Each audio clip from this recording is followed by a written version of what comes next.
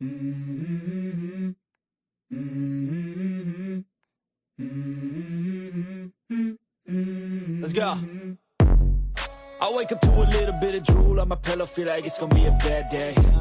Yeah, I'm tired of shit, and the coffee ain't hit yet, damn, ain't that great.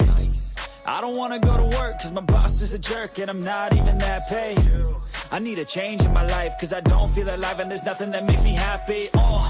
Hold my beer for a minute, I'm about to quit my job, cash in for a ticket. I'm going on a trip, and I don't plan to visit. I'm gonna stay there till I feel like I'm winning, and this is just the beginning. I need a big change, help me feel like living. I need a big swing, home runs I'm hitting, and I'll never look back, moving on till I get it all. And we all got dreams, we all want things, but what you gonna do for it? How you gonna move for it? What you gonna be? And do you believe you can do anything? But what you gonna do for it? How you gonna move for it? What you gonna be?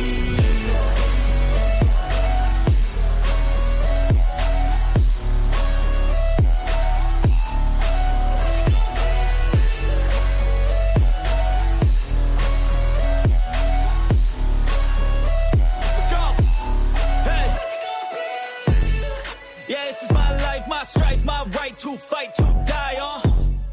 And this is my game to play, to claim a brand new name, And I ain't gonna lie to you, I'm a bit nervous that I might screw everything up that I've ever done. But what's the point of living if you ain't having fun? I guess I'll try this, try that, might miss, gotta find what I'm good at. Hi guys, thank you all for being here tonight with me. Thank you, thank you, thank you. I know I was running late, but I'm here. That's the most important thing. WYATT is here, okay? I know I was running late, but I was trying to do my best, okay? Whew. I'm pulling off my shoes so I can get comfortable, okay? Got my lemon water here. Lemon water. That's why this is fresh lemon and fresh lemon water, and it's cold, okay? But I'm here and I'm ready to get started. I had a big day. Yes, I have. Exhausting day. Y'all know I woke up. My husband woke me up at 8 o'clock. Y'all know Pinkie don't get up till 1 o'clock. I used to get up at 11 or 12, maybe 11:30, 12 o'clock or 12:30. I don't get up to 1 o'clock now. And maybe a little after 1. So I'm, things are changing. It's just, I don't know. I don't know why I don't want to get up no more. Okay? But that's okay. Let me tell you something. My husband and her, the neighbor, he told me that when I got home tonight. I was going out to see, because, he waiting on, he told me yesterday, he tells me things really late. Yesterday that they are going to be delivering some bricks, match this bricks on the house. I don't know why he didn't get my approval, because I was going to have all the goddamn bricks off the house removed. Before I could say anything, I thought I got I didn't think a week or 2 or 3 weeks or a month to go by and order some bricks. He showed me the thing. Oh, this is the brick to match the house. Yeah, yeah. But that's mortar in between those bricks. I don't do mortar. He knows that. I only do white sand. He ordered the bricks, more bricks. What the fuck? But they didn't come today. He don't realize he gonna have to redo all that shit all over again. All those goddamn bricks on the house. Because I'm not gonna have. I never built the house with mortar, and I never buy ugly ass bricks. I only do one kind of brick for my house, and that's not it. I don't know what the fuck you think, but I'm gonna let them go ahead and do what you're doing. When I get time, all that shit is coming off, taking all them fucking bricks off. Not like I haven't done it before, okay? But that was a house big enough to be a hotel. I had the all the bricks taken off as they was putting them on. Oh shit! No, no, no, no, no, no, no, no, no, no! I don't like that. The wrong bricks. Take them all off. Wrong bricks. Who the fuck brought y'all the wrong bricks? So we're gonna I'm gonna let him go ahead and do what he's gonna do. And but I don't know what the fuck he think he gonna put them together with, because we ain't using no goddamn mortar. I don't know. I have to wake up. When I wake up in the morning, I let him know. Got to take that shit down. Got to get rid of that. I always but today I was hot as fish grease this morning when I left out. And I was on the phone with my daughter getting into the car and told her, no, hell no, I'm not going down to no damn courthouse. I'm getting ready to go spend up. When I get pissed, I go fuck up his money like crazy. I fuck it up. And don't give a damn. But instead I didn't fuck it up. I went on down to the courthouse. I went to the courthouse in McKinney, Collin County. McKinney, Texas. Skipping a hop from me. Shit. Right down the street. So that's why I went. I didn't fuck up his money today. But not that I can't later on. But let's go ahead and get everything started, guys. We got to get into it. Let me get the house rules out of the way. Welcome to the Pink House. Hit the like button, guys. Hit the like button, because hitting the like button helps YouTube to keep me in the algorithm. We need to hit that like button because I want to stay in the algorithm. Yes, I do. And that, they push my videos out to more people that may like my content. I'm so proud of y'all. Yes, I am. I am so proud of y'all. Yes, I am.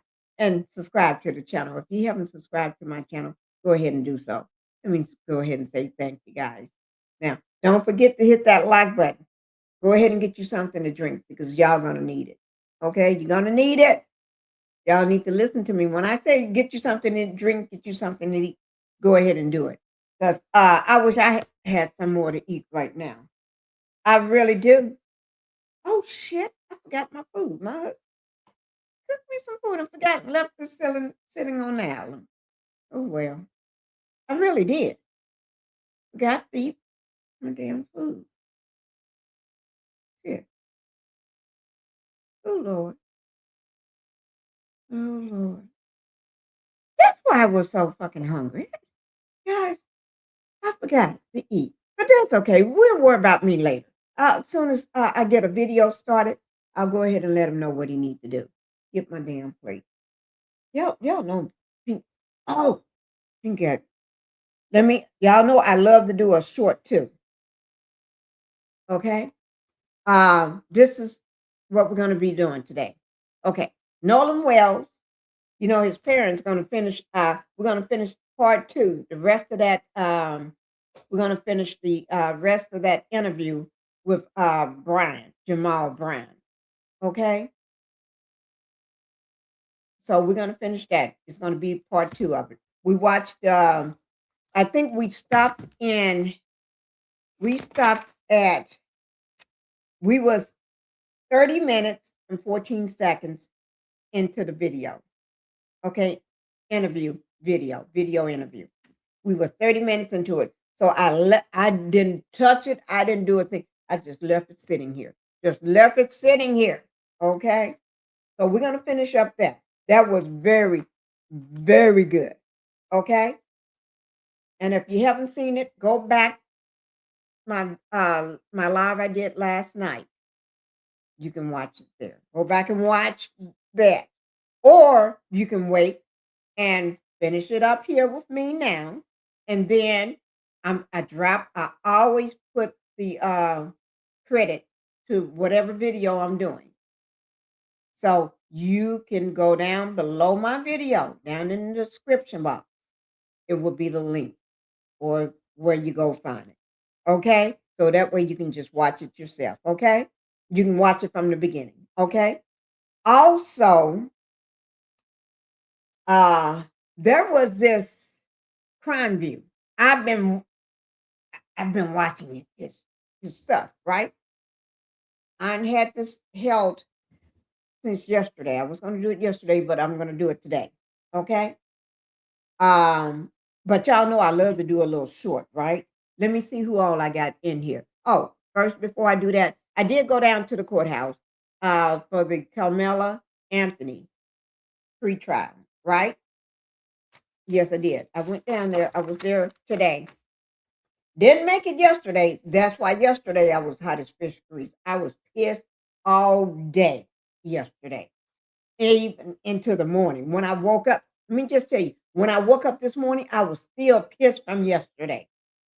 Okay? Wasn't nothing gonna calm me down. Let me see.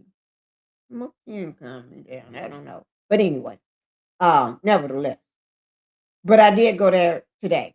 My husband woke me up early at 8 o'clock,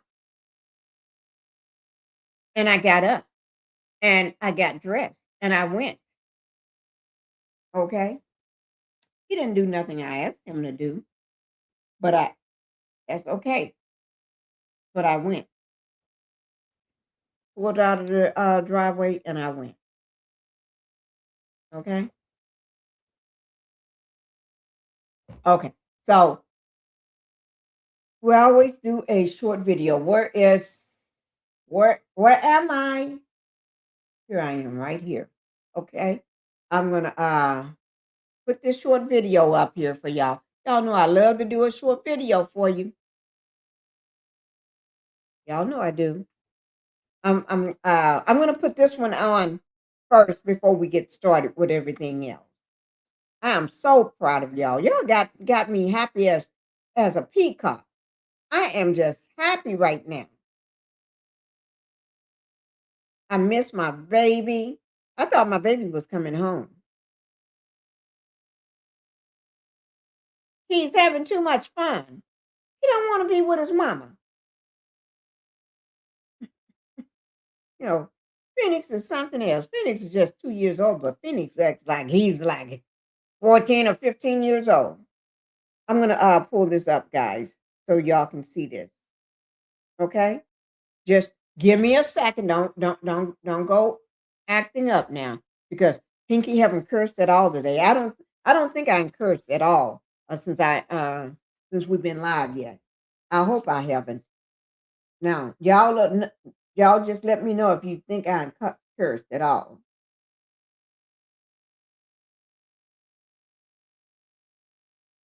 Okay? I don't know. I'm gonna see who all I got in my chat in just a minute.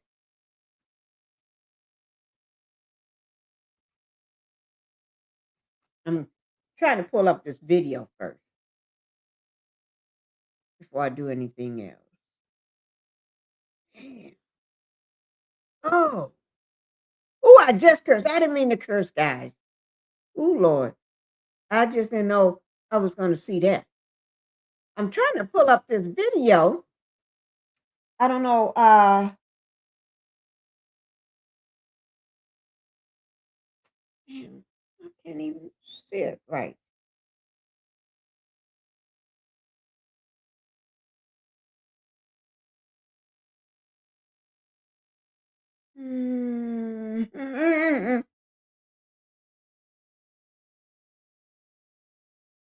Oh God.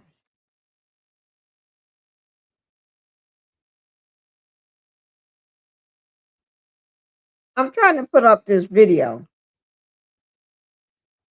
Let me see. I'm trying, guys. I'm trying my best, and it ain't coming up. So you know what I'm going to do? Ooh. Um, okay. I'm trying. I can't put the other video on yet. Now just hold on. Then I also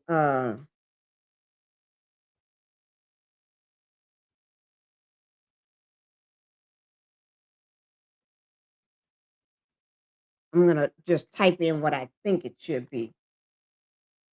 Is that it? Oh yes, I found it. Oh yeah. Oh yeah. Oh yeah. I found it. Oh yeah. Don't y'all be talking about me now.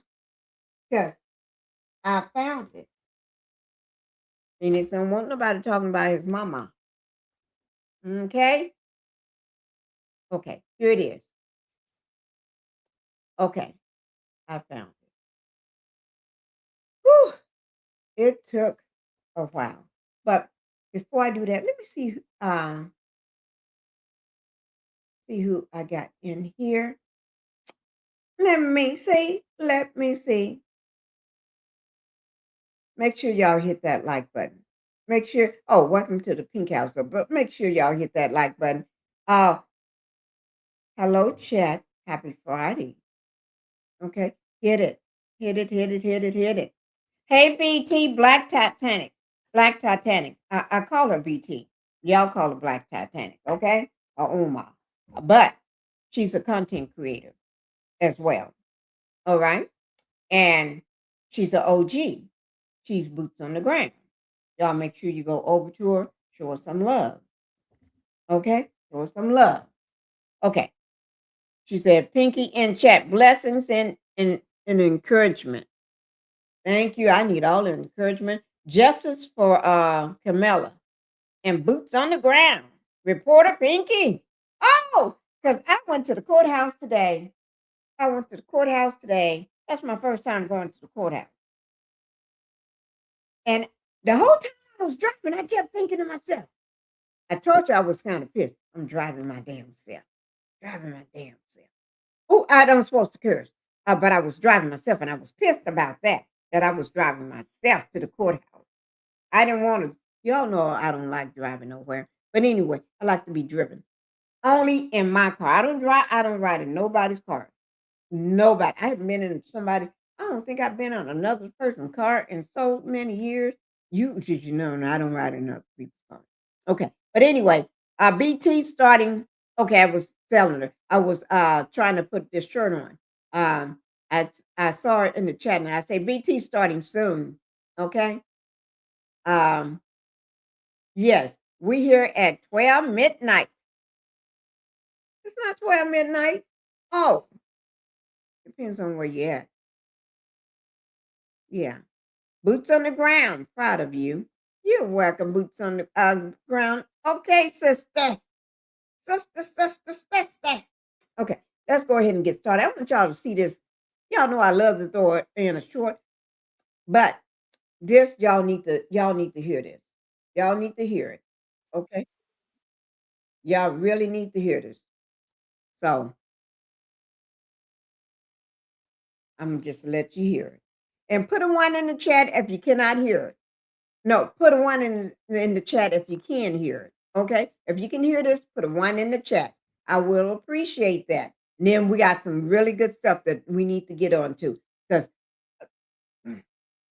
I thought I was the only one that sitting in the courtroom hearing what was coming out of their mouth, thinking to myself, wait now. This is when you're trying to play people for crazy. This is when you're trying to play people, think people are boo-boo face, boo-boo head. Uh-uh, uh-uh. I and then as I was setting up this line, that's when I realized, no, I heard what I heard because I was writing it down. Okay? Okay, here we go. And let me tell you something. I went live at the courthouse, standing outside. And I accidentally went on my second channel, not on Pinkie the Housewife. I was wondering why it was looking kind of sketchy. It's like, where are my people? It was the people from Pink Global. I meant to do it, and that was my first time ever going live like that, because I don't do that kind of shit like that, right? So, but I did, and it was under Pink Global, not Pinkie the Housewife. So, I tell you, here we go, guys. Yeah, Grandpa was on that boat, and WYATT. If you notice, WYATT, and I ain't gonna say his name, BART, because they don't want to say his name. So if they don't want to say his name, they call him Buddy, my friend, or the other guy. Don't make no sense, y'all. But anyway, yeah, Grandpa was on the boat. Justice for Nolan Wells. Here we go.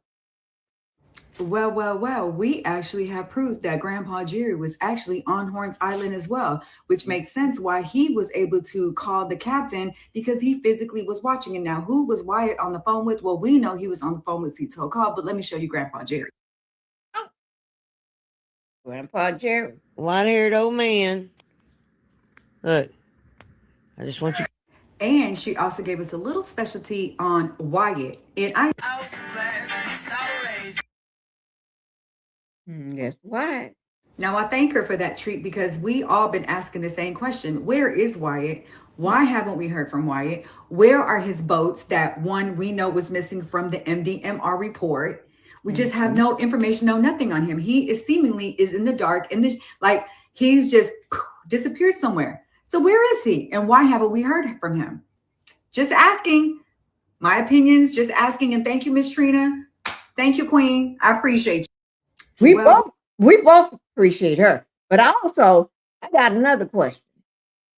Why did they word on the street? They searched the wrong boat.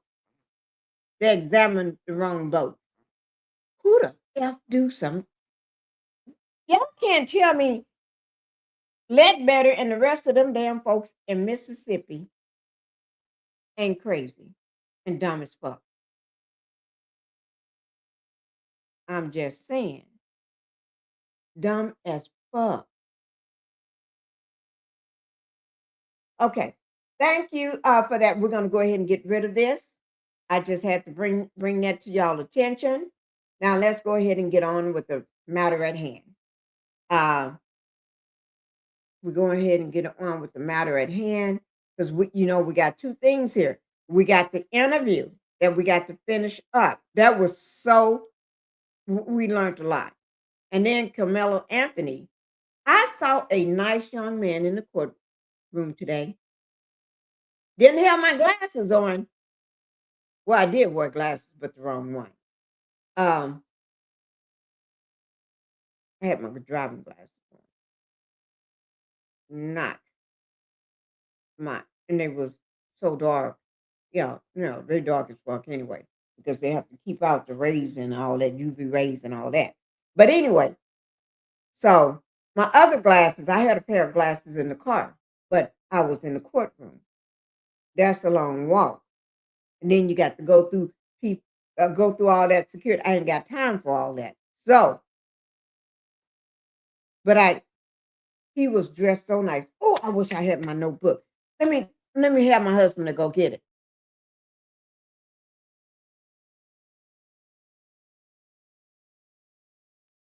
I don't know why I think he can hear me. I wish we had an intercom in this room too.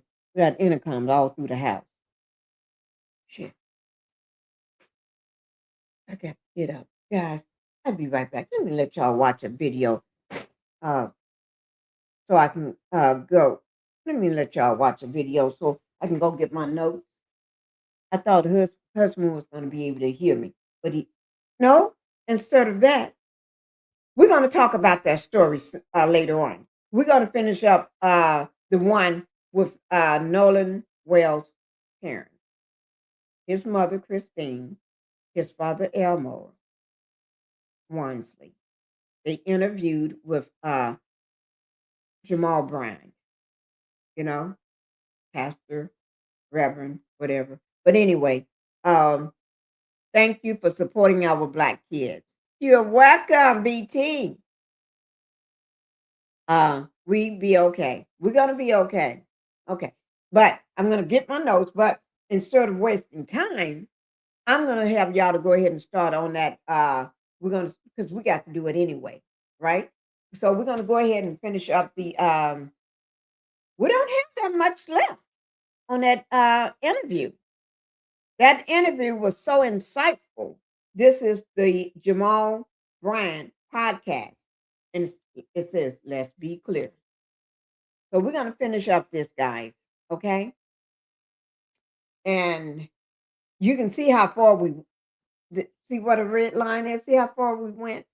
It was 55 minutes and 53 seconds long. We did 30 minutes and 14 seconds. We did good. Clap, guys. Okay. You ain't got to clap again. Y'all don't want to clap, that's you. But so we're gonna finish watching this. And while we watch this, I'm gonna go and I'm gonna go get my little notebook. So because they must think we're boo-boo in the head. Boo-boo foods. No, no, no, no. We ain't no boo-boo foods. We're not like Ariana Carey, like a boo-boo food. Okay? We ain't like that.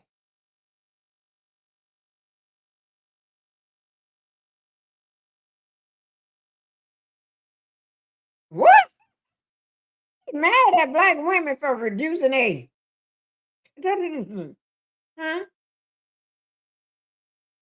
He like them big. Well, he needs to do like men do. You want a woman with a big junk trunk on the back of her back? You go find and date those women with the big junk trunks on the back of their back.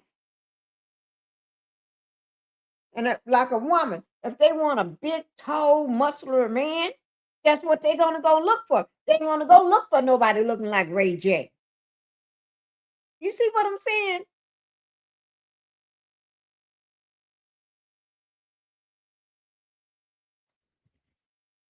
Whew. Thank you, Black Titanic. Let me play this. It's actually something. So I'm gonna go back one. No, I ain't gonna go back now. I'm getting ready to play it. I'm just gonna go back 1 inch. I'm gonna go back to 30 minutes and 2 seconds. Okay. No, they're not paying tithes money in church. Tithing. Okay. Okay. We're getting ready to get on it. I ain't thinking about what this man talking about, what he likes. He like a whole lot of women. That's why he couldn't stay married.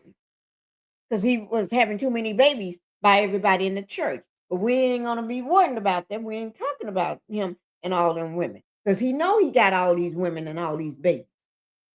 Okay? We got to clean him up right now. Because he's talking to our beloved Christina and our beloved Elmo.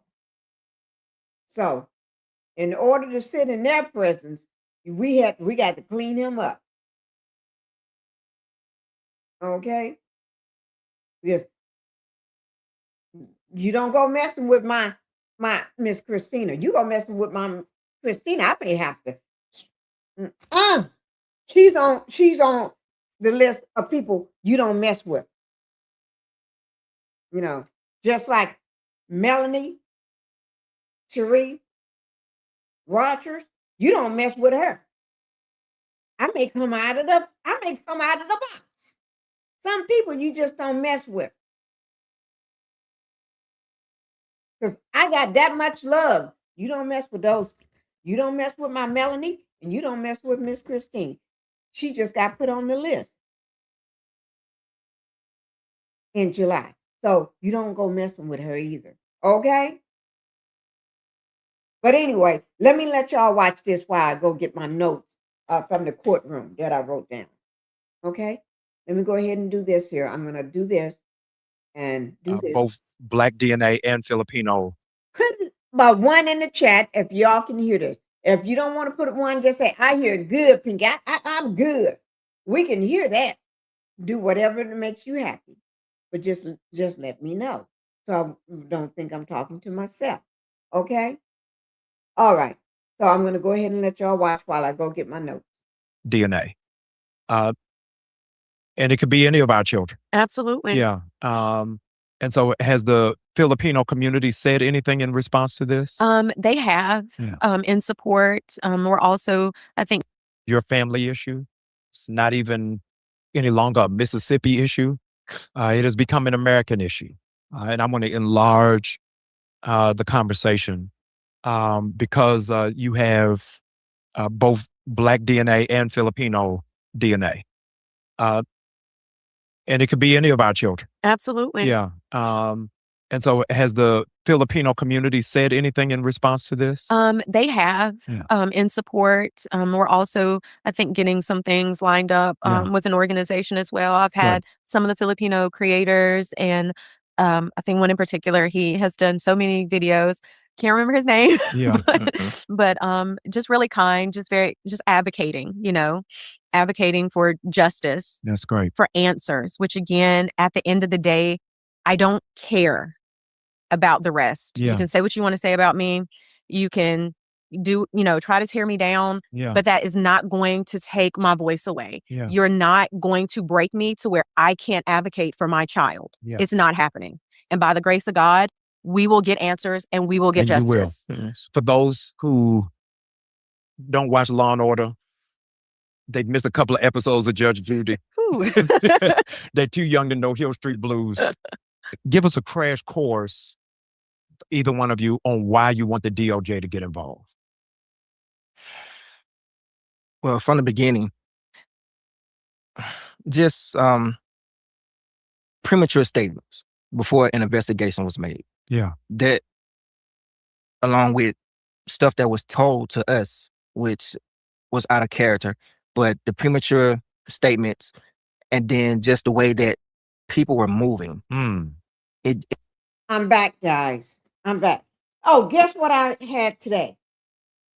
I had it around my waist. Now, if you know, you know. Let me drop this down. If you know, you know. Can y'all see that? There it is. It says 7th Avenue Beauty. 7th Avenue Beauty squad. I had it on around my, and I said to myself, I don't know, did I get this at the perfect spot, in the perfect spot for my waistline? My waist ain't that big though, but it is not gonna fall off. Okay. And I had it on all day today. That was my first time wearing it, and I even left a little hanky in it. I had it on today. Y'all know I love myself white. I'm gonna leave it in here in case I need it again. I'm not gonna take it out. I'll just leave it in here. I just love this thing. I had this on and my handbag. Yes. It's a difference between a purse and a handbag. A purse, handbag, that's the one you pay all that damn money for. That's what I had. I took it, and that was the first time I used that handbag this year. I took it out of the glass box that it's in, because I keep my I put them in glass boxes. My handbags, my shoes too. But anyway, so this is what I had on, and I had it just around here, and I was just sporting that little sucker. Yes, I was. I had this in my handbag on my. Let me throw it over here. Let's throw it over there. Okay, let's get back. Thank you, BT.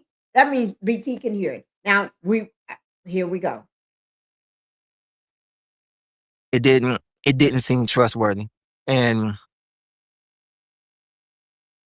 my wife that day, she pulled into the side and she said a prayer that whoever needs to come into our life to help us navigate this, to bring them forth. And he brought us Ben Crump and his team. And let me say this, because I've seen this too. His team never reached out to us. Attorney Crump's team. Where's the camera? Attorney Crump's team did not reach out to us. Yes. What it was is when we were at Lake Mars and he and I sat there and I said that prayer.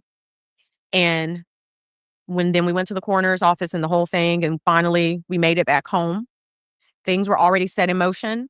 My wonderful friend group, and they were like Johnny on the spot. That's great. That next morning it was, hey, look, I have this, and this, boom, boom, boom. I'm not going to say her name because I don't need her getting bullied either, because apparently my nail tech got bullied. Wow. Yeah, nail tech. So it's a good thing you have. Now, I heard about that.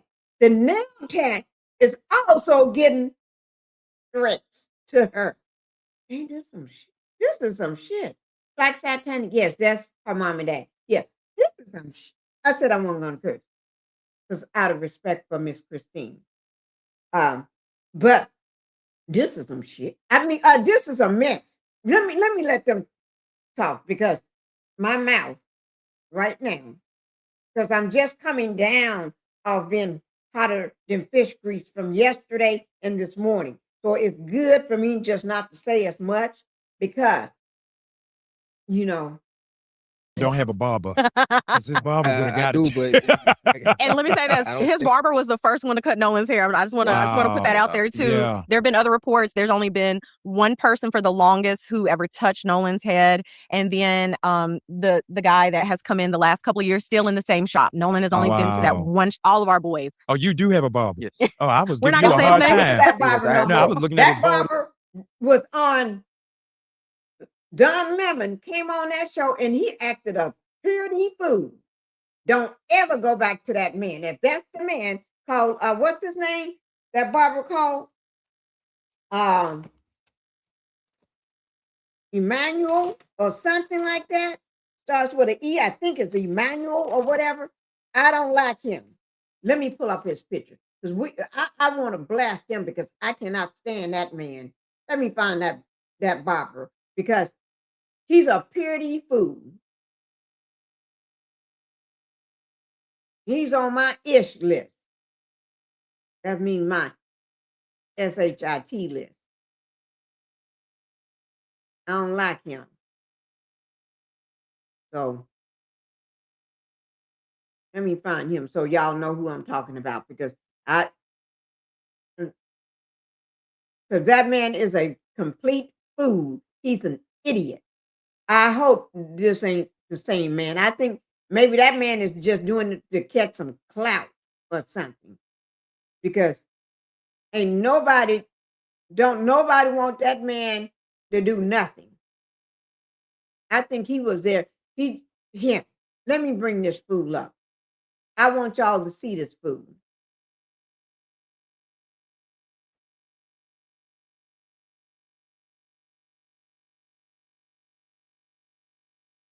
I'm going to bring, oh, shit, it's telling me I got too much in here. Let me take something down. Take a picture down or something.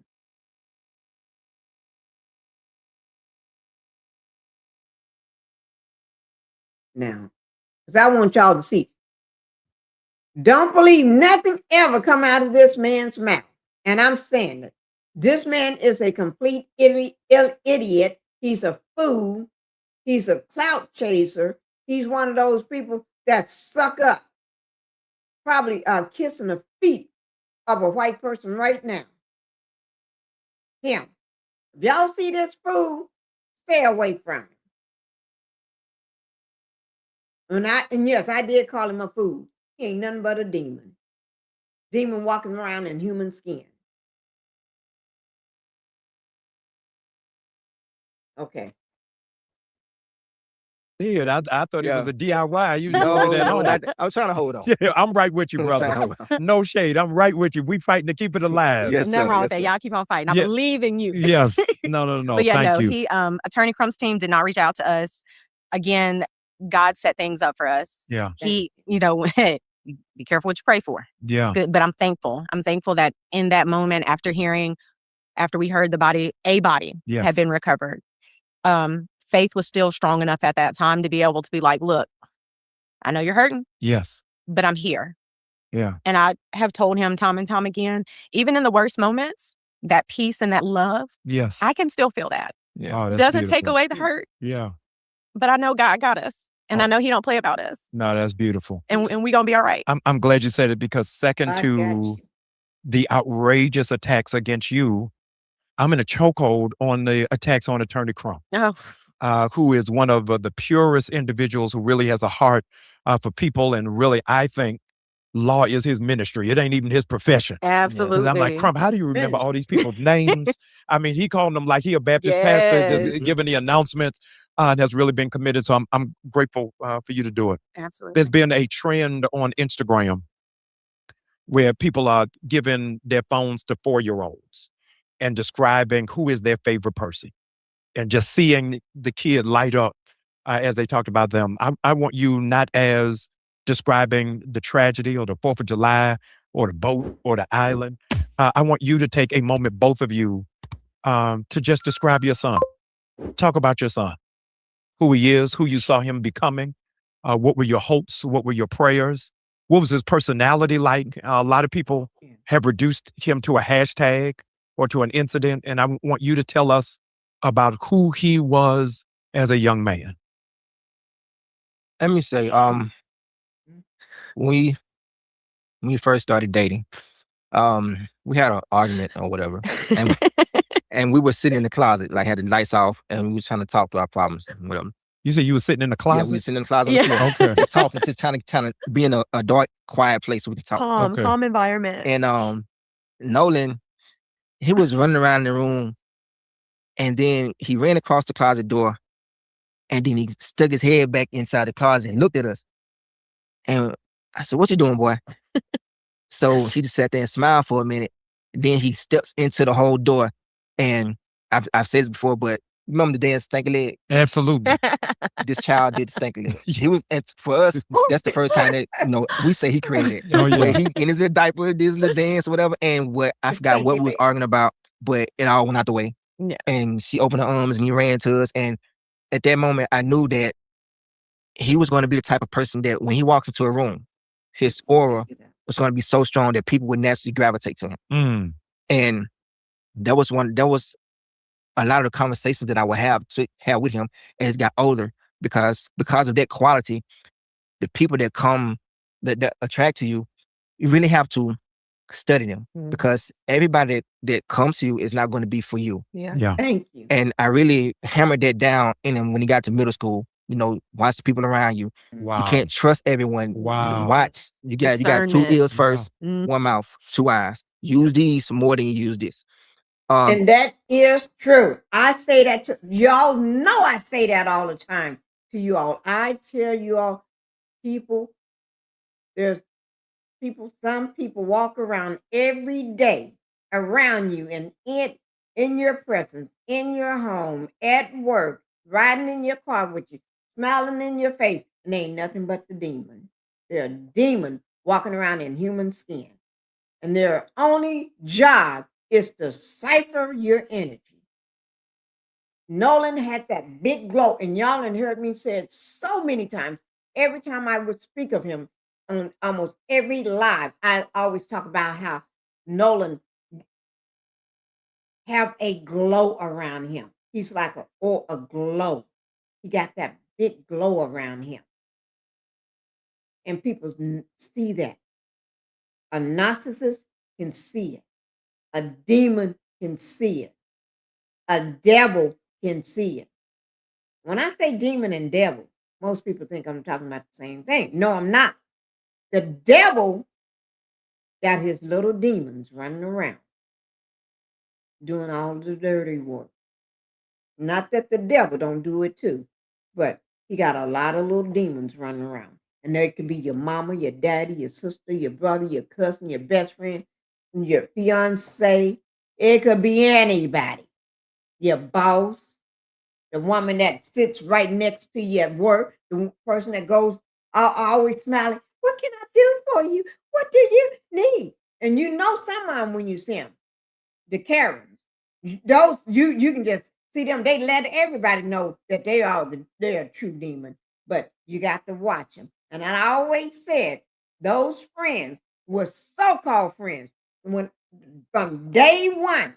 And I swear I coined that term so-called friends when I saw because when I saw that picture in him and found out that he was the only one that didn't come back. And I was reading and listening, and they were saying his friends, his friend group of friends. I said, no, those so-called friends. And I had put in my thumbnail, so-called friends, so-called friends. Yes, I did. And then it was so nice to see other people saying so-called friends. And I said to myself, shit, wonder maybe did we think of it at the same time? But when I saw this picture here, I said so-called friends. Yes, I did. But you got to watch people. You got to watch them because they will take your energy out of you. They don't mean you no good whatsoever. No good. And Nolan, he got that glow. He is a child of God.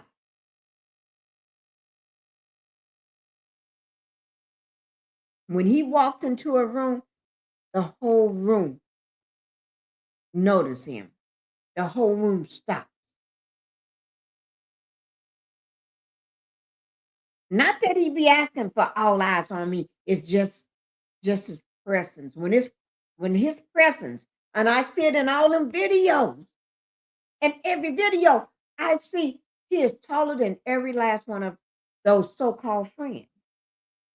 And when you look at every picture, you cannot tell me y'all don't see those pictures. He stands out. It's almost like he's a gem.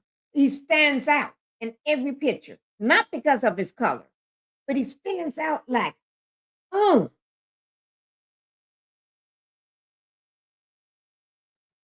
I'm telling you. Y'all need to listen to Elmo. Listen to his dad. He's telling the truth because I don't even know him personally. Know him before he passed. And I could see it just by looking at the pictures. The same way I looked at Love and Marriage Huntsville when I saw Martell Hope. That is his name. The first time I saw him, I said, that's a demon there.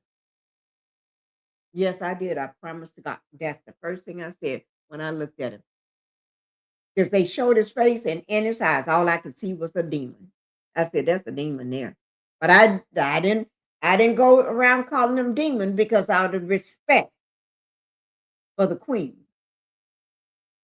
Out of respect for the queen and her children, I kept my lips closed. But I always said that was a demon. And I never did like him. I don't know why, but I couldn't stand him. So proud of you.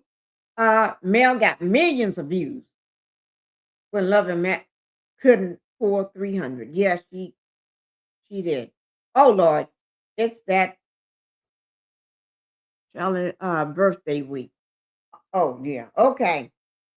Let's get back to this. To be humble, he was humble. Well, he is a humble person. Yeah. Yes.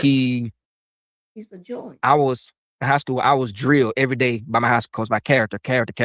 Didn't really understand it then, but as I got older and got into college, I appreciate that coach for drilling that in me by character. I drilled it into my children's character. Yeah. Don't look at a man for their skin color or a person for their skin color. Just by their character. No matter, right. It don't matter what color they are. If they have good character, keep them people close. If their character is not the same as yours or below yours or just bad, don't be around those type of people. So when I said that I didn't teach my son about color, I didn't teach them about black and white. We have those Yeah, because people have blown that up. I grew up, I didn't have a lot. I didn't have a whole bunch. So I had to really kind of, live with people, single parent home. But I'm talking to judge people by their character, not by skin color, because people are fickle by anything. And you see all the time families separate because this family member did this. Now everybody in the family is mad. And then you have this outsider who acts more like a family member than your own brother. So I always taught them to judge people by their character. So when people say, I'm telling my son not to judge, I see color is not that, I'm telling my son to judge you by character and keep a small circle. Just be a good person because when people first see you, they're going to judge, they're going to see appearance. Yes. But the first thing come out your mouth and the way you act, your character is what they're going to remember about you. Yep. So he was on his way to do some great things, man. He really put in the work, and it's going to be hard because his first game was the 31st. Would have been his first game. Yeah. So, Mom, tell us about your son. The sweetest kid. Yeah. I am.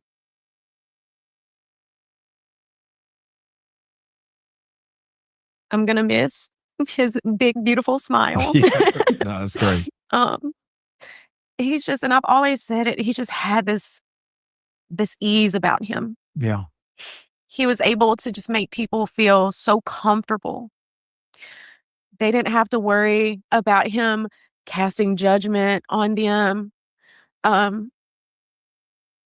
He was just a great kid. That's beautiful. He was a great kid, and he really did. Like, when I say he wanted the best for everybody, like, even us as his parents, even though we were much older, just your biggest cheerleader. No, it's great. Nolan is the person that you would want to meet every lifetime. Wow. You would want in your corner for every part of your life. Yeah. And that's if you were genuinely his friend and if you genuinely loved him. Because this is the thing, Nolan was going to always be kind. Like, he just had a very gentle spirit about him. No, that's great. And I always say, he really was the best parts of me. Wow. And now we don't have that physically here. Yes. It was an incredible memory, an incredible legacy. I want to, Nolan was 5 of the 6. He's the knee baby. Right. He was number 4. Number 4. Yeah, number 4. Okay. So tell me how Dad and Mom do you navigate for these younger 2 to not be hyper paranoid, hyper vigilant? Are you in a space where you're okay for them to go out, or you now having to be mother hen? I was already mama hen, like, and it's funny because, like, even the kids would obsess over Life 360, like, watching us. Yes. This was something Nolan did a lot too. He would call, hey, Ma. Yes, baby. What's up? What's going on? What you doing? Nolan, I know you're looking at Life 360 right now. Where am I at? No, I'm not. But hey, since you're out, can you bring me da-da-da-da? Right. Like, it's just, gosh, gonna miss that kid. Like, going to miss him. He just was just so naturally funny. And, being able to raise an incredible child. Wow. Is a blessing of its own. That's beautiful.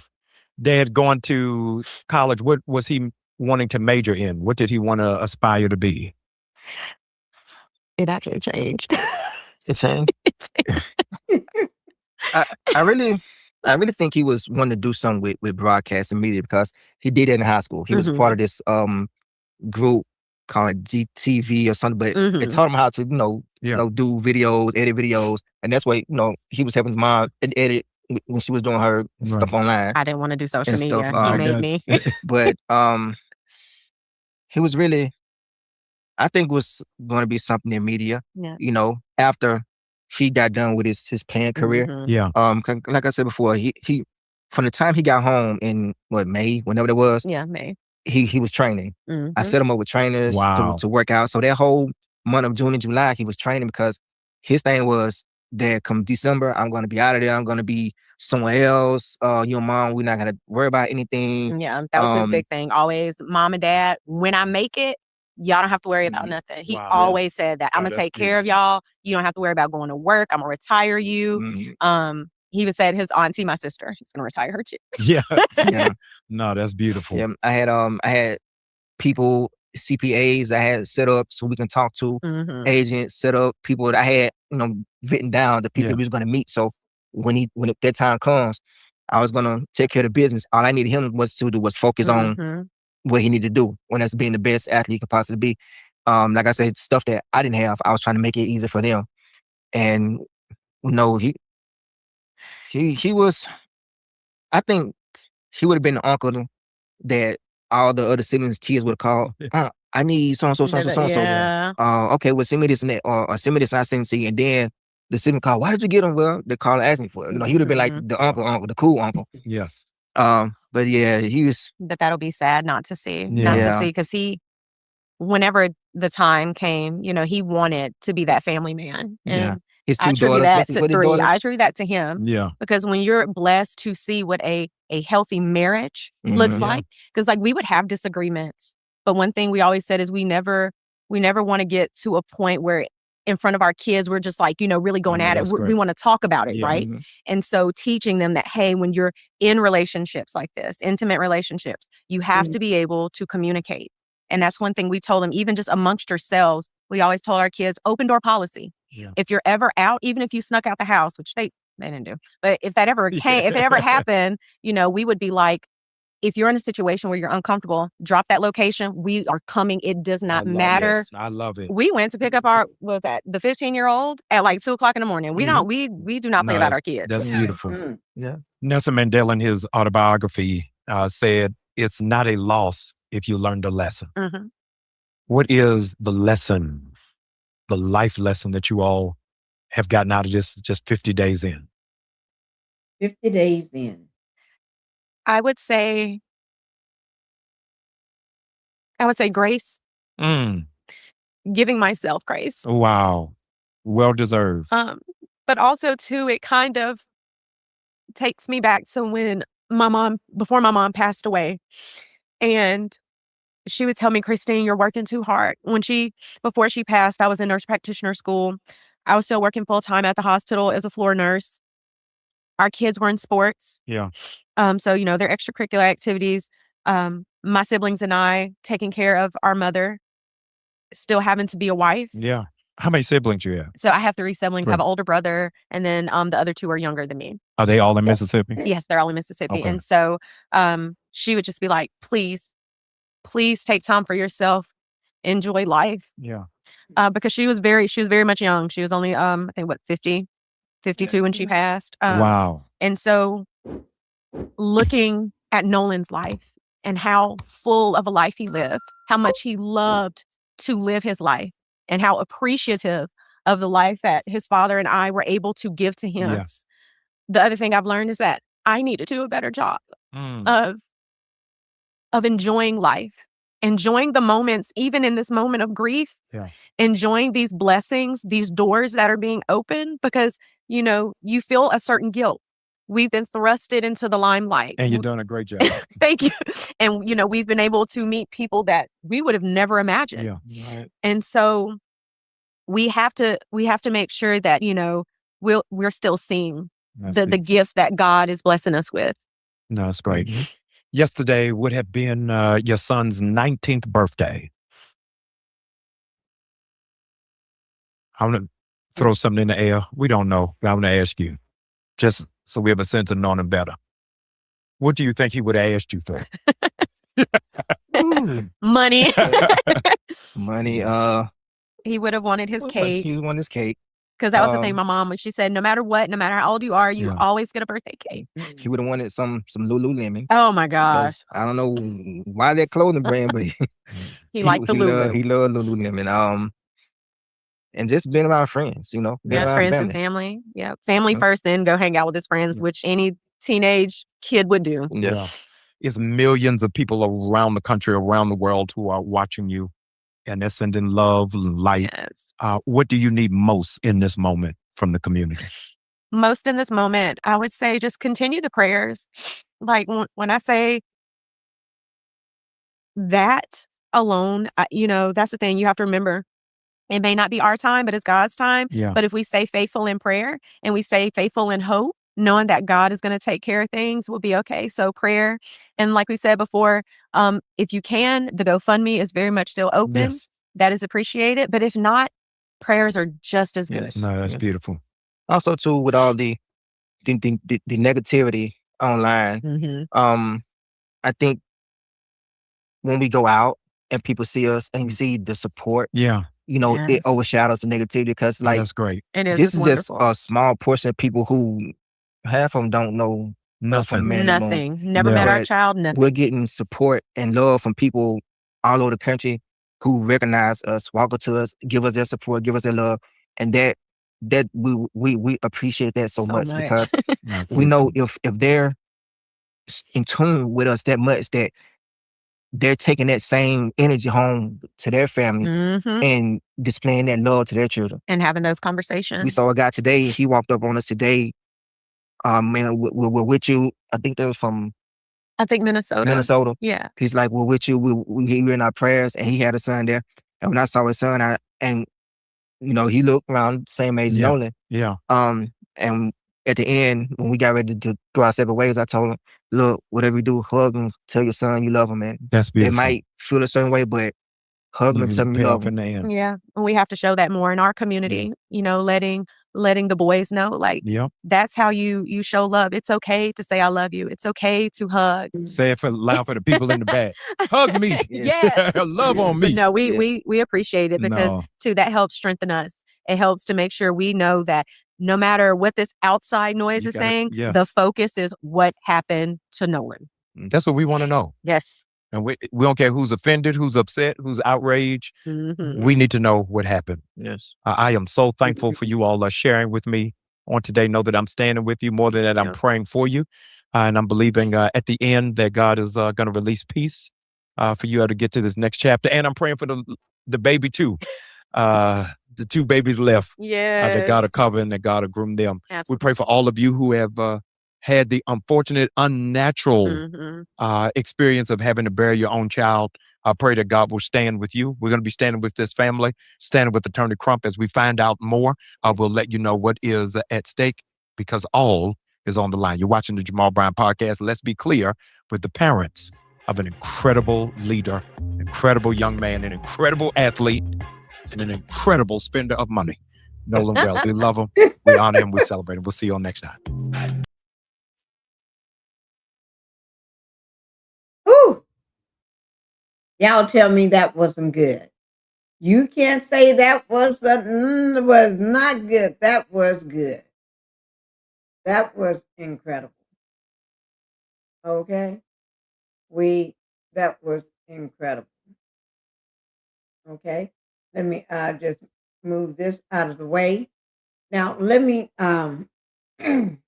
see, just by watching that, you learn some stuff you didn't know before because it coming out of the mouth of his mother and his father. You see what I'm saying? And just they're speaking of their son. It takes incredible courage and strength because right now you still mourning the loss of your child, and they had an awesome child, a wonderful child, a child with a heart like gold.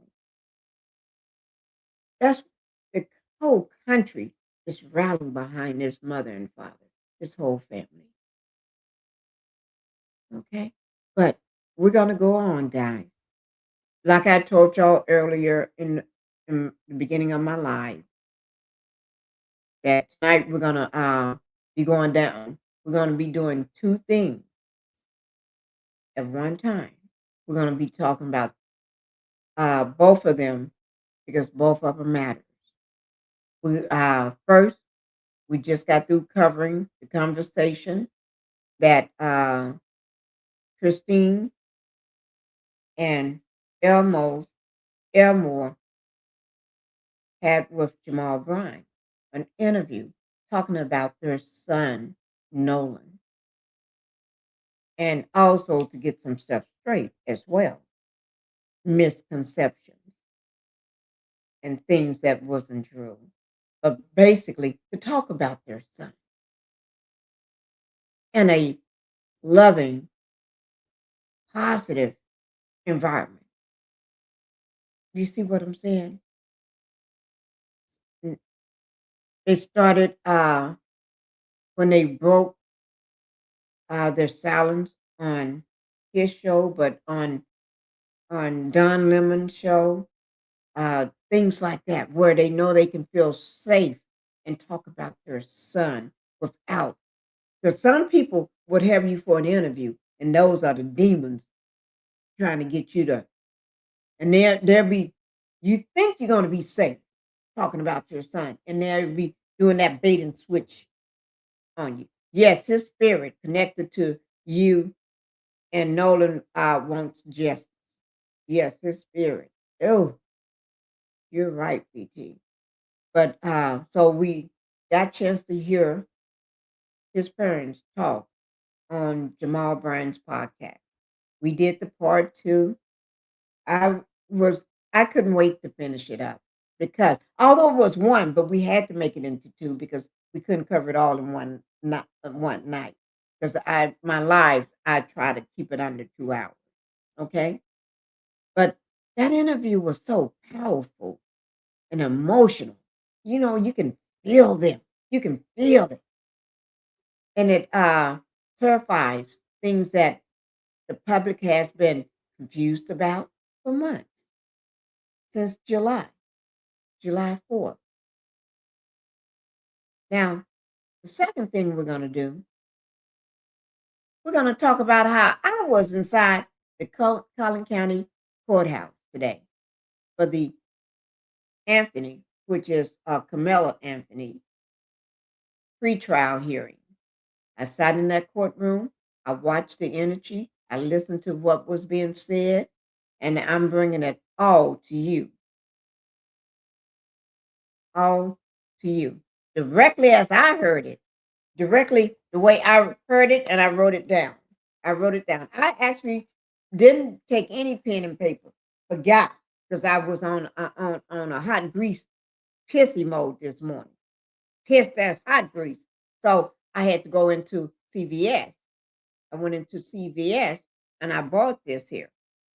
And I didn't have a pen because I took a purse a handbag that I never haven't took in a long time.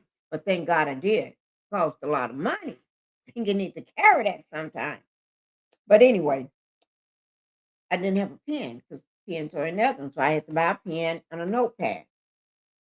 And I got tons of books. I got these kind of notepads by the ton. I got stacks and stacks of these. Never been used. But I didn't have one with me.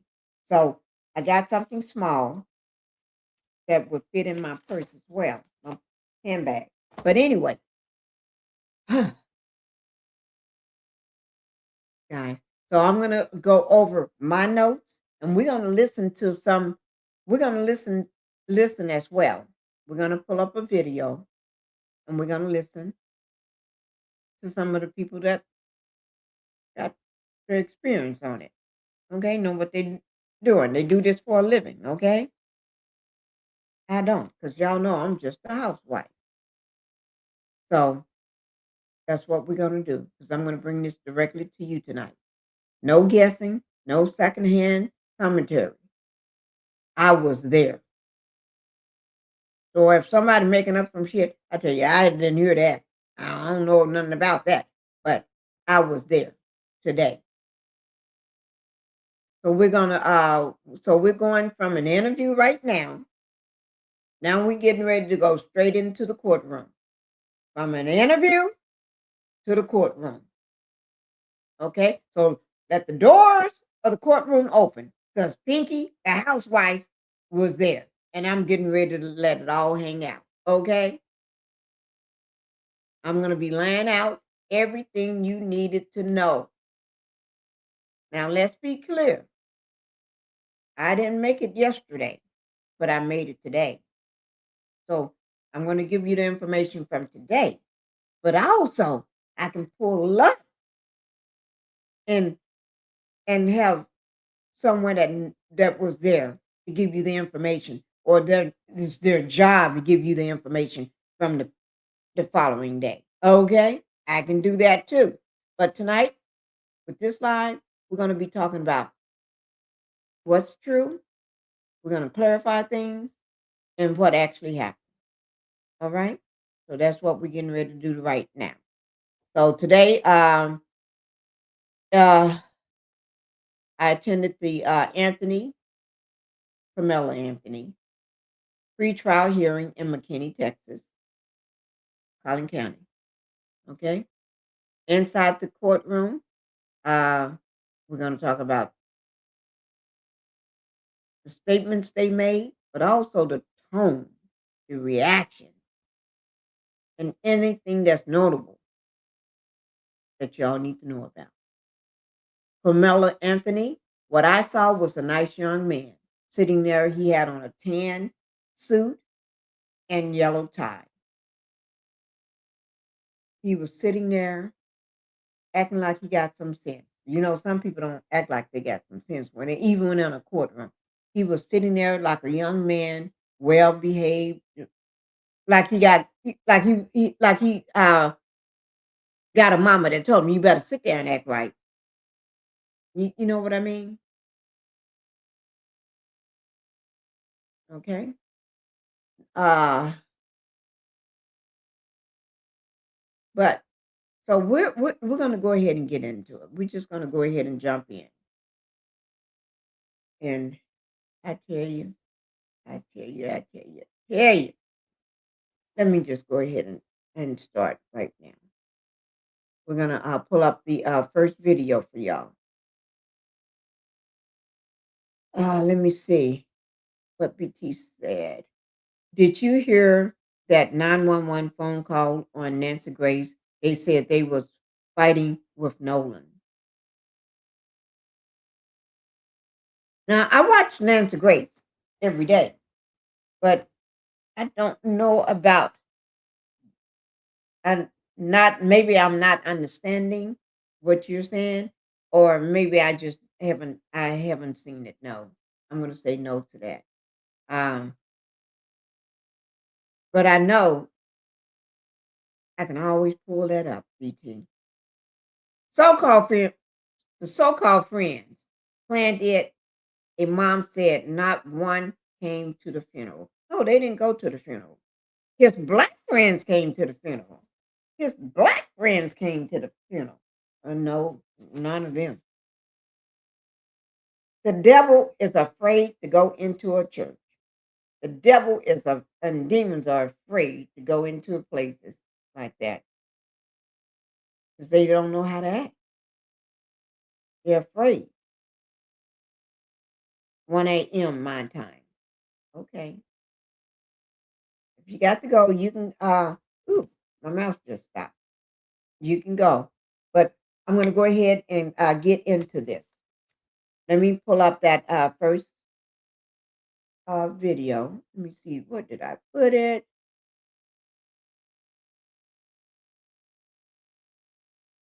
Okay, here it is. And I got my notes here too, as well. I got my notes. This is 13 minutes and 46 seconds. But before I get into this one here, let me just read some of my notes. And some of my notes is going to shock a lot of you because it shocked me. Y'all can see the different pages. All mine got. Okay, but anyway, this is the pre-trial. When I got in, I was supposed to be going into the main, the courtroom, but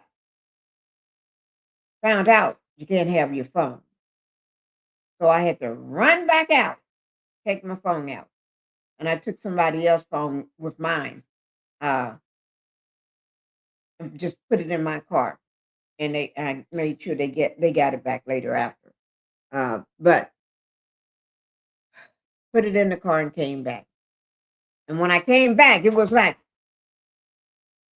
I sound back, you know, police don't scare me. So I say, I'm back. And they all was like 5 or 6 of them or more standing around near the door for where they was holding Carmelo Anthony's pretrial. They said, well, it's too late now. You got to go down to the overflow room. I said, what? I don't get my little card to go in there? No. You know what I did? I had my handbag in my hand. In the bench, they had those long benches. I just took that thing and threw it down on the bench and just fell out on the bench. Yeah. Yes, I did. They all looking at me like, woman lost her mind. Yeah, I was pissed. Yes, I did do that. Then that's when one of the white officer, sheriff, or whatever she is, police, told me, come on, I'll show you where I'm going. She walked me down there talking to me. Because she knew I was pissed. Because I fell out. I'm serious. I actually fell out on the bench. Feet and everything up on the bench. Threw my purse on the bench and fell out. Yeah, don't tell me that. Yeah. Most people are afraid of police. I talk to police and sheriffs and everything just like I talk to anybody else. I really do. But anyway, here we go. Let me tell you the first thing. Okay, it says I wrote down pretrial getting ready to go over soon. The cases they brought up, I was right. The cases, both sides can request pretrials. What may be allowed? Okay. Then I got the word question underlined. Why did he bring a knife to a track meet? That was one of the that was the judge asked that, not the judge, yeah, one of the attorneys. The other attorney asked that question. Why did he bring a knife to a track meet? I'm going to show the video to y'all in just a minute. But anyway, then the girlfriend. There was a lot of stuff going on with the girlfriends. Said, now she didn't speak, but this is from text messages and from what she told the officers and different things like this. The girlfriend said he was yumming up, looking for a fight. He knew nobody would have a weapon at a track meet. Girlfriend. He is wearing that's what I already told you. He's wearing a tan suit and yellow tie. 17 year old. 17 years old. Okay. But that was at the time. Okay. Then I wrote down the death threats, because they the attorneys and stuff was talking to not his attorney, but the other attorney was saying the death threats still coming. A reporter I think today reported a death threat. And then they said the lady that does the sketch artist, she reported a death threat, I think the other day on her life. Okay. And then that's how they came up with talking about this guy named Jake Land. I don't know who he is, never heard of him. But they were saying he's like a KKK neo-Nazi type person, very radical person, and he's all into all this crazy stuff, threatening people and everything. And Karmelo text. but the Metals was the real thug. I hear you. And then they were saying that oh yeah, I did make a note that Anthony Carmelo, I'm gonna just call him Anthony or Carmela, just one name, okay? He was sitting in between his lawyers. He had one on each side of him. But one, and I put a note, one was white, the other one I couldn't tell whether he was black or white. I couldn't tell because I didn't have I didn't have a pair of glasses for distance. Not for distance. I didn't have the ones I needed at the time. I don't know whether they was for distance because I had some on, but those was my driving glasses. Everybody probably seen my driving glasses. So I just needed some regular glasses, like something like this. But I had some, but they was in the car. So that was that. But anyway, but they was talking about how this person, the DPS, was going to go arrest him at the airport because while before he get on the plane or as soon as he get off the plane or on the plane or whatever, he's been threatening people. He's a big threat for law enforcement. I wrote that down because that's what they said. And then I put in a circle, look him up because I want to see who they talking about. But anyway, they was talking about how all this big threat, okay? But anyway, I wrote down June 1st was chosen because one of the attorneys said June 1st was chosen because all the high school kids are out of school, and in the college, they're at home from college. That's why they chose June 1st for the trial. And then they said June 1st, and then one of them said June 1st gave both sides the best chance to not have to chase people down. I don't know what the fuck they talking about chasing people down. Shit. If that's the case, y'all need to go and chase those people down that was on Horn Island with Nolan Wells. Lane came to your city on the doorstep of y'all's courthouse and threatened to unalive Carmelo, and they threw him in jail. Oh!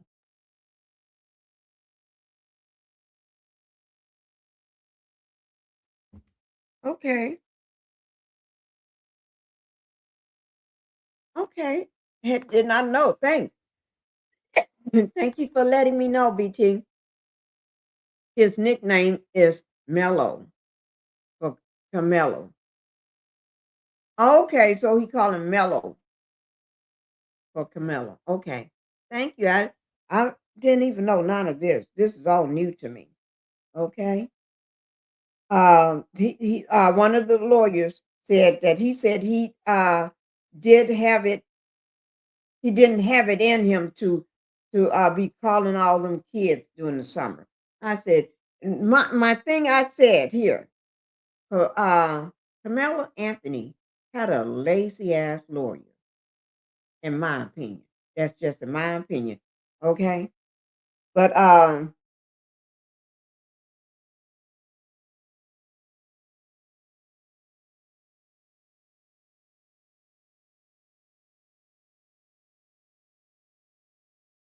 don't know what that means.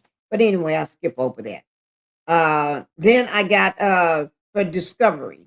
I got Discovery written down. Then I got May 8th, 2026. Make sure I plan. Okay. It's just a note I made for myself. Make sure I show y'all the go back and start showing the trial.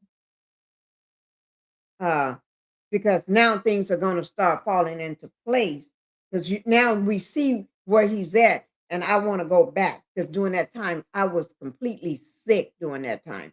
That's why, even though the courthouse is nowhere from my house, I couldn't go because I was completely sick. I had no voice. I was in so much pain, everything. And a lot of y'all that knows me, y'all remember that. Pinkie was sick as a, ooh, I was terribly sick. But anyway, and then I put in here, pull the documentation. That's what I'm gonna try to do. If not tonight, maybe tomorrow. I'm gonna pull all the docs. I'm gonna pull the docs so we can go over them. Okay? Because that girlfriend threw him under the bus, and I want to make sure I read, and I want to read that upon that sorry, lazy attorney that he had. Okay? But also, his attorney did not want to talk about anything good. I wrote this down, anything good about K. Anthony or his character. And he brought that up. That was made sure that was mentioned, because that was mentioned several times.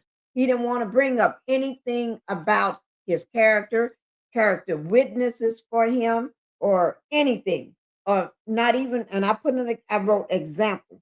He didn't want to talk about him being a great football player or a ball player or anything, or track talk, anything sports that he was in. He didn't want to talk about whether he was good at it, regardless of the sports that he was playing, because he said that would open it up for the other side.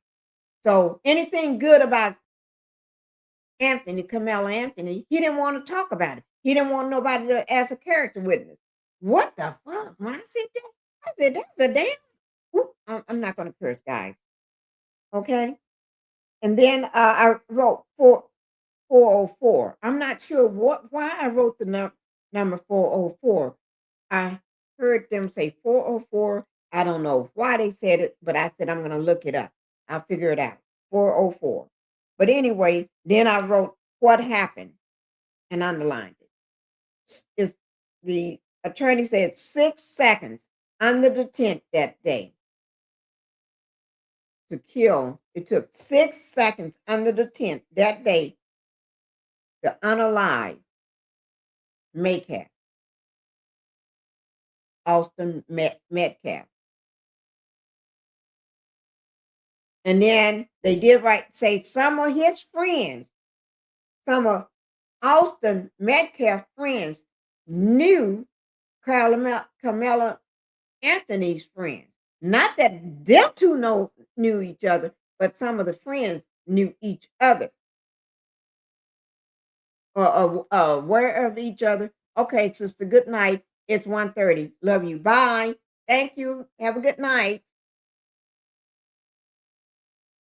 And then some of the Anthony, okay, I already talked about that. And then this is very important, guys. 2007 records going back on Anthony. They've been going back looking at his history since he was a child. Elementary school. And they trying to paint this kid as a psycho killer. Somebody that he don't look nothing like that. Okay? That's not what I saw in the courtroom.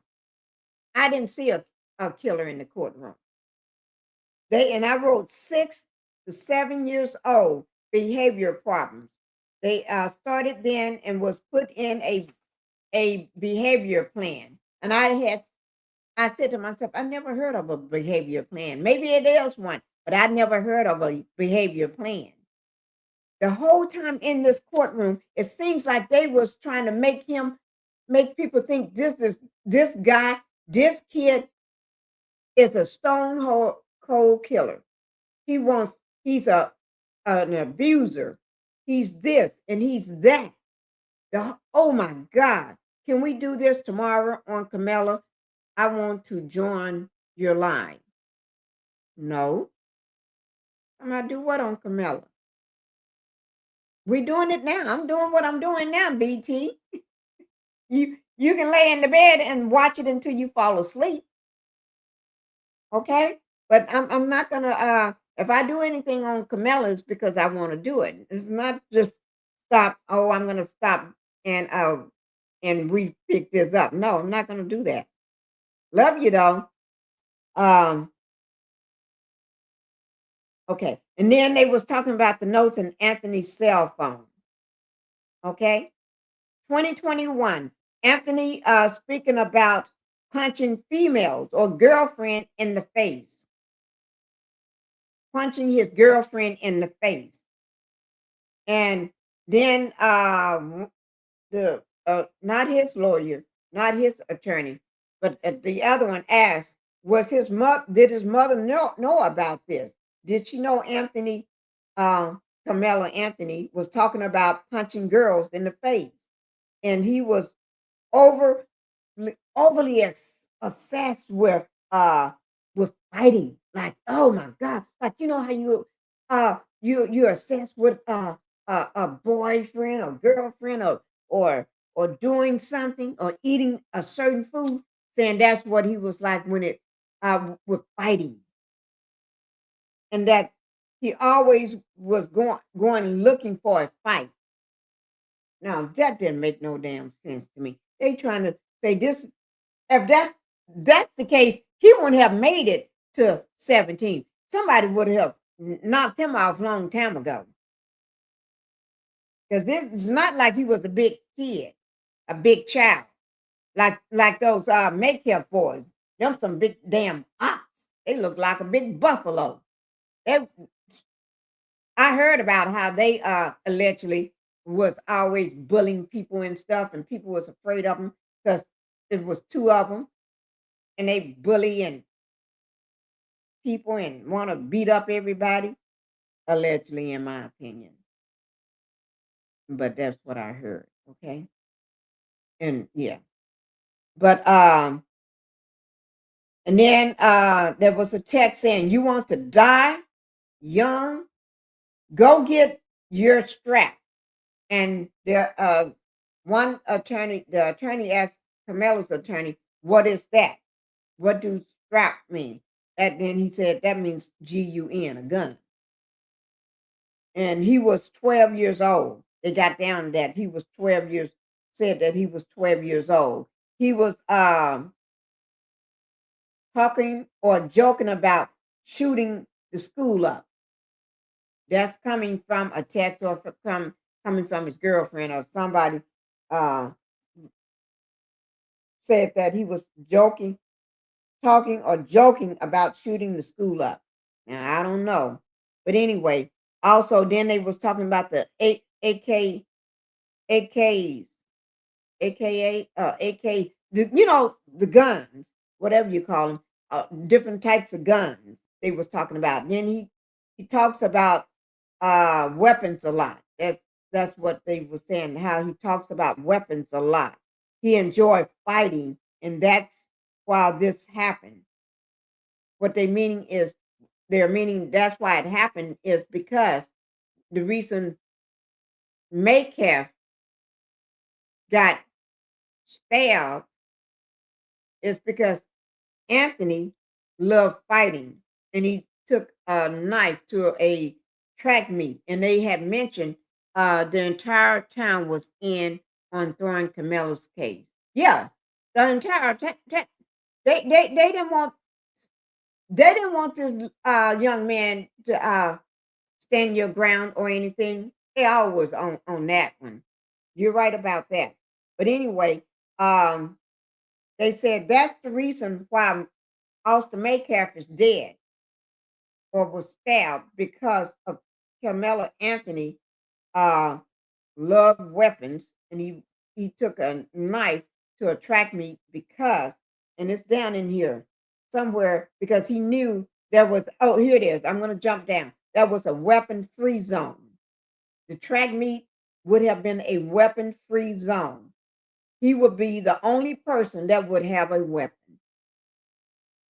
Think about that. And then I wrote down June 10th. How many bullets you want coming out of your chest? That was something he texted or told his girlfriend. How many bullets do you want coming out of your chest? Okay. And then in September, he was talking about killing someone.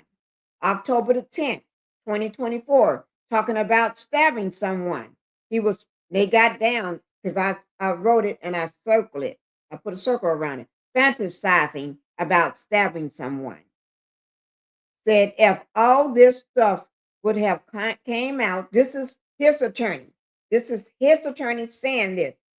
If all of this stuff would have came out, it would or could have caused a civil unrest.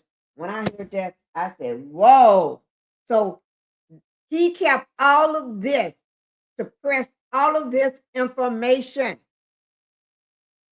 talking about a civil unrest. Now, I'm not saying this information, because none of this information sounds good to me. I think a lot of this is a lot of bull. They trying to paint this young kid as a psycho or somebody that just want to be a killer or something, and a woman beater, a girl beater. Okay, and then this was said, this is a murder case, but he always talking about killing or murdering someone. And they sitting in a murder case. You see what he's saying? And his attorney said he tried the case clean. He tried the case clean. And I underlined that. And I wrote, the lawyer said this. Which is Karmelo's lawyer, said he tried the case clean. And I'm trying to figure out, what the fuck do try to case clean mean? I want somebody to look that up for me and tell me, what do that mean? So what do they mean when they say they try to case clean? And then his girlfriend said he took a knife to school. That was in a text. That was in a text that was shown that he took a knife to school. But also there was another term that kept popping up, a phrase that kept popping up. Death by 100 cuts. Death by 100 cuts. I don't know what that means, but they kept saying it over and over. I didn't, and I stopped at that point because it was too cold up in there, and I left. I left out to warm up and everything. And then once we warmed up, and I and talked with a few people and stuff, the Dallas Morning News was there. We were sitting next to them under a tree and stuff. But after all that, they wouldn't let us in. The guy that was with me, he tried to go back in, and I told him, I'll be in there later. I'm coming soon. He came right on back. He said they wouldn't let nobody else in no more. Okay? And I was leaving, because the guy has already left. But as I was leaving, I told the people from the Dallas Morning News, are y'all gonna leave? And they said no, they're gonna stay until everybody comes out, until it's over. Great show, but good night. Thank you. Okay, now I'm gonna go ahead and show this video. This video is only this video here is only 13 minutes and 46 seconds. Okay. And this information is going to be down in my description box. So if you want to go back and watch it again or whatever, you can. And credit goes to Anthony Brian Logan. Here we go, guys. Make sure I got everything. Okay. Now I'm going to go ahead and play.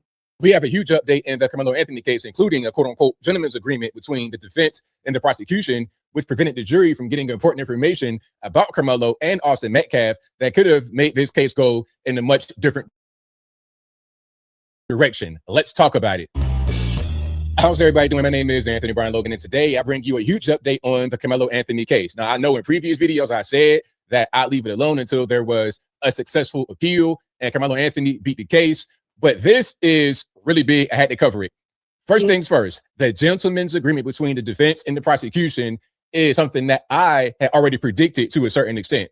Not necessarily the details of it, which we'll get to in a moment, but the fact that the defense, which is Karmelo Anthony's lawyer, his legal team, and the prosecution, those trying to convict him, those trying to incarcerate him, work together. I said it. It's like, okay. And not just them work together. The judge that was just released, and the new judge, they already know each other. They like chummy buddies. They do the hangout thing, probably the drink, hanging out, drinking, whatever thing. So we was talking up under the tree saying, well, shit, they already know what they're gonna do. You're the new judge, but you already, your mind is probably already made up. Because you know what you're gonna do. Your trial officially starts on the Monday. Tuesday, you get 35 years in the penitentiary. I mean, come on, let's be serious. That right there, in my humble opinion, screams predetermined outcome. It screams, okay, we're going to put on a quick little dog and pony show, but at the end of the day, we know what it's going to be because we work together. Now, some are going to say, oh, that's not nothing new. The defense and the prosecution work together on plea deals. It's not a plea deal. This is a jury trial.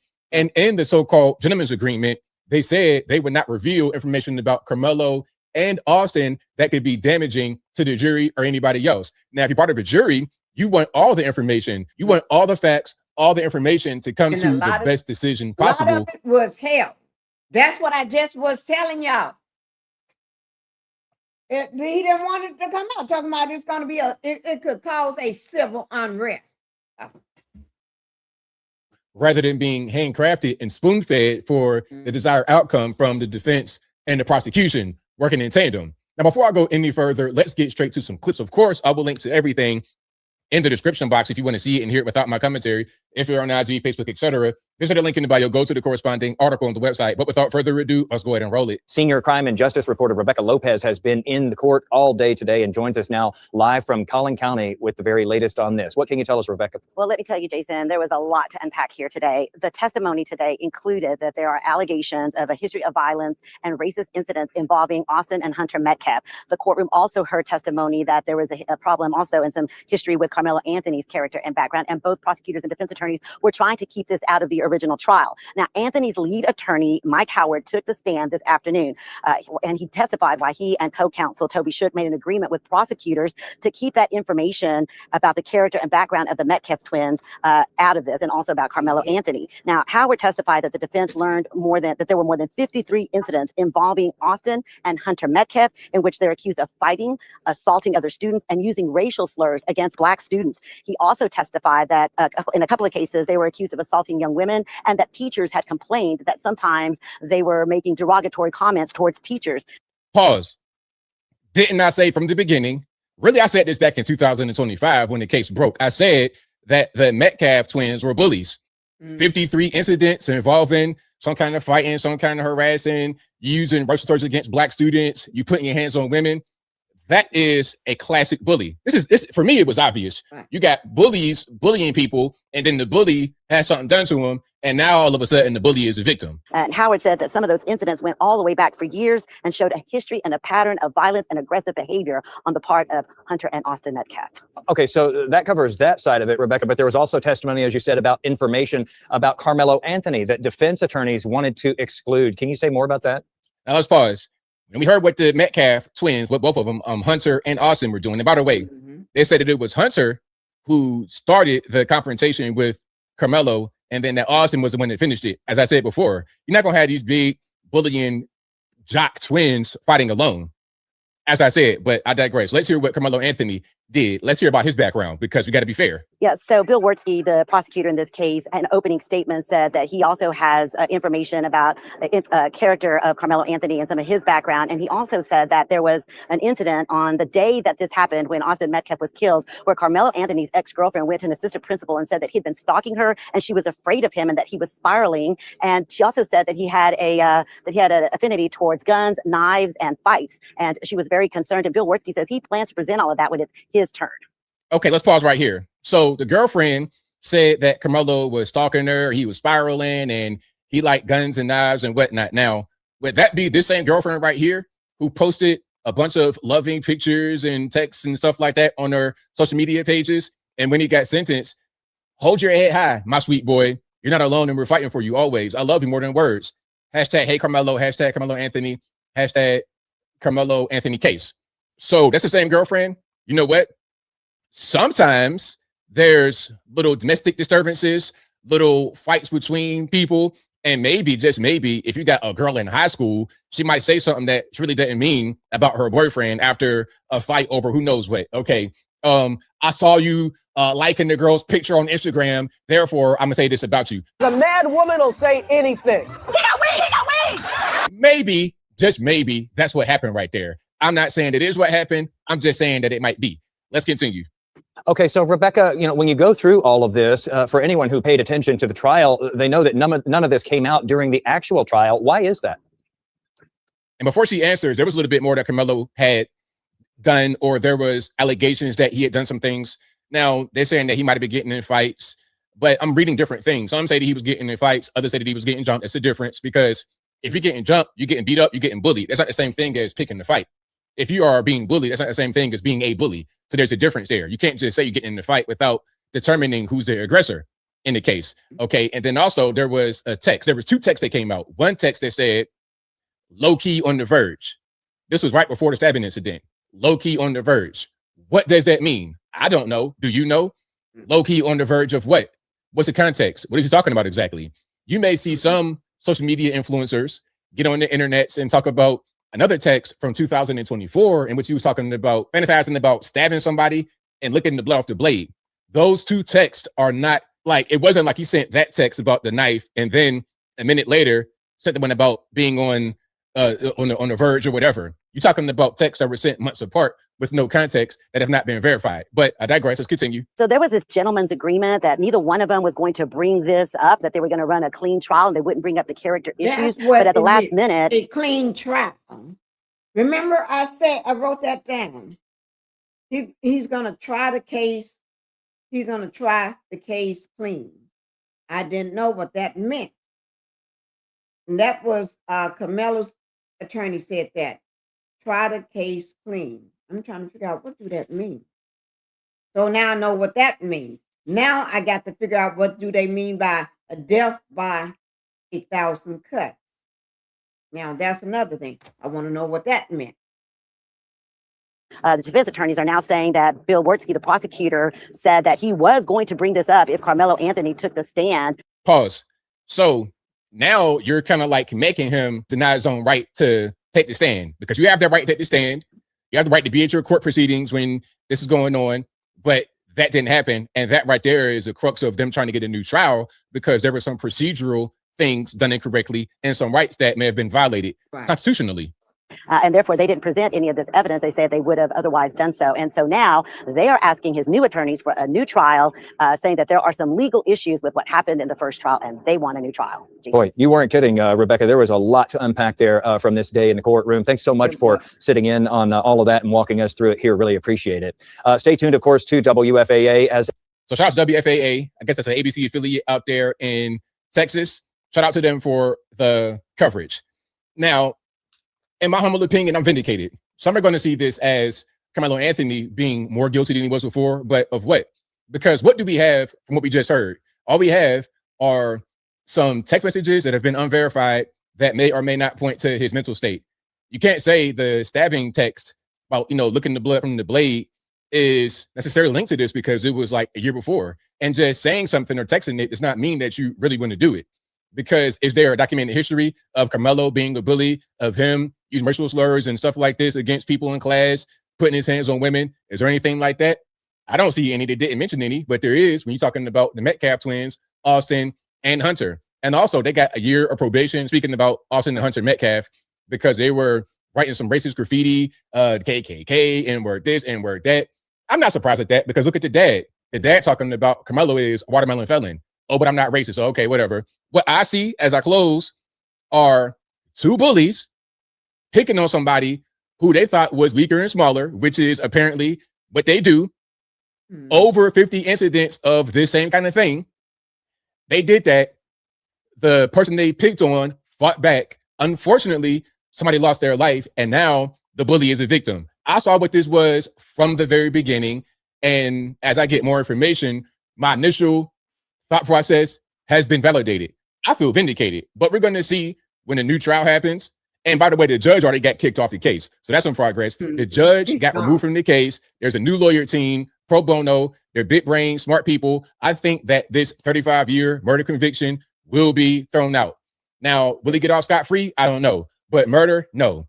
You got to be able to prove intent. You got to be able to prove a lot of things that were not proven in this case. And if you're going to prove it, how about giving all the information about everybody on both sides to get to what the actual truth is? But I think I'll leave that right there for now. And what say you? What's your opinion about this new information from the Karmelo Anthony case? Do you think that it makes him look more guilty, speaking about Karmelo, or does it make him look less guilty? Whatever your thoughts are, let me know in the comments below. You guys know where I'm at. For me, it's vindication, because all of what I said has been validated. I said that the defense and the prosecution worked together, and now we got a so-called gentleman's deal that the jury was not privy to. They were not given information that could have helped them determine guilt, innocence, whatever the charge was in this case.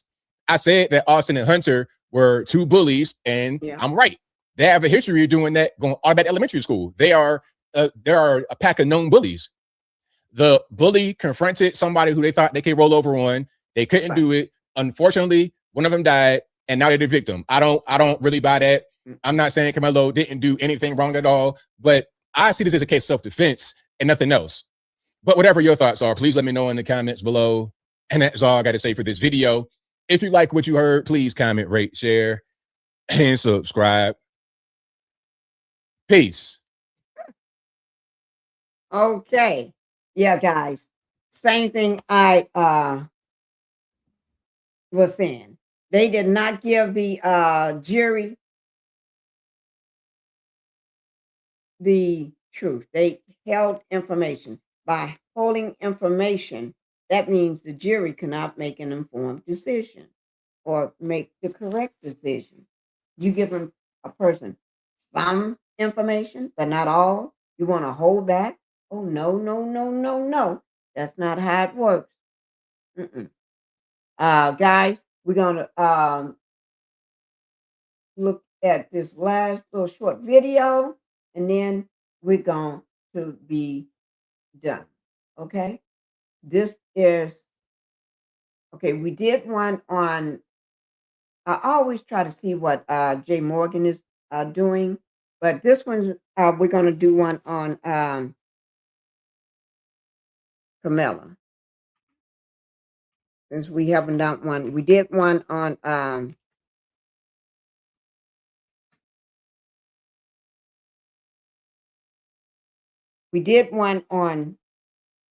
Nolan Wells today. So now we're getting ready to do one on,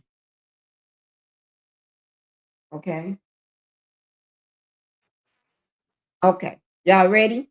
Here we go. And then this will be the last video, guys. You know, I try to be fair. Okay? Here it is. Y'all know who he is. This is indisputable. Here we go. A new judge has been assigned in the Karmelo Anthony case. Put it up full mass. Let's make this as plain as possible. When you're on trial, you have a few rights. Obviously, you have the right to address accusations made. You have a right to interrogate witnesses that are against you. This is how it is set in a trial. Your attorneys will do the interrogation, but these are your rights that they are expressing on your behalf. You also have a right to a trial of your peers. You have a right to... That was not his peers. That was not a trial of his peers. You're right about that. Will do the interrogation, but these are your rights that they are expressing on your behalf. You also have a right to a trial of your peers. You have a right to present evidence on your behalf. You have a right to the trial being publicly scrutinized so that judges and courtrooms Do not start to privatize justice. You have these rights in a public and transparent way every time.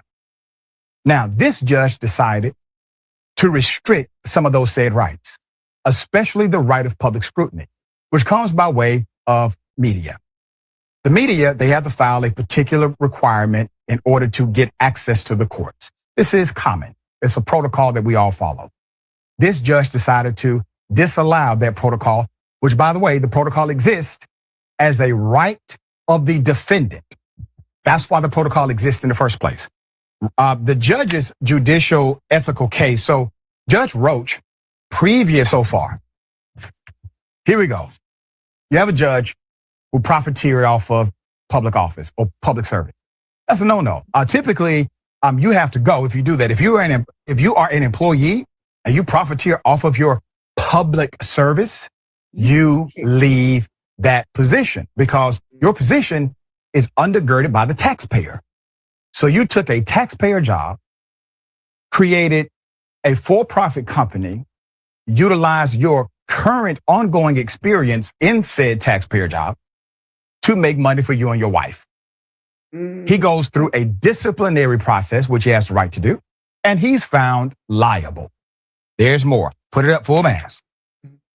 This part is important because the same judge that oversaw the guilty conviction and created the courtroom dynamics that are in question today is the same judge that normally would have to make a decision as to your motion for a retrial in the first place. Seems kind of antithetical to progress. But once that same judge denies your motion, typically they will, you then have another remedy. Well, in this case, this judge will not get the opportunity to do so. A new judge has been assigned in the Karmelo Anthony case. Put it up full man. Sure have. He's gone. But you still got a problem because the old judge is out, but the new judge is in, and they are just like bosom buddies. So they are always going to know what's going on, and they are not, in my opinion, and it's allegedly, they are already made up their mind what they're going to do. That haven't even started a new trial yet, but guess what? In my opinion, their mind have already been made up. Been made up. So, guys, I do want to thank you all for being here tonight. I really, really do. And we're going to go ahead and close out. We will be picking up, continuing this tomorrow. We will continue this tomorrow. New things happen. New information come out every day. Okay? But I do want to remind everybody that every headline is a family still fighting for clarity, like Nolan's parents. They continue to fight for justice and to understand what happened to their son. They're doing it in front of the world. So we need to be strong with them and show love to them and keep the threats at bay. They don't need the threats. Okay? All right. And after sitting in that courtroom today, it's clear that the case of Anthony, the Anthony case, is far from being over. The public deserves transparency, but they're not getting it because we got we got a judge that went out and a new judge in, and they're too charming for each other right now. So where's the transparency in that? The family deserves answers. Nolan family deserves answers. Karmelo family deserves a fair trial. So we're going to keep up with what's going on tomorrow. Anything new, I will bring it to you. But also, I do want to, tomorrow, I'm going to go ahead and drop Ray J's full fight. I know we watched some of it, but I'm going to go ahead and drop that full fight from August 15th. So, guys, I do want to say good night. Good night. Y'all know I can't sing, but we're going to pretend like I can sing. I'll just say that Pinkie can't sing, but she be trying. Yes, I do. I be trying, guys. Bye-bye.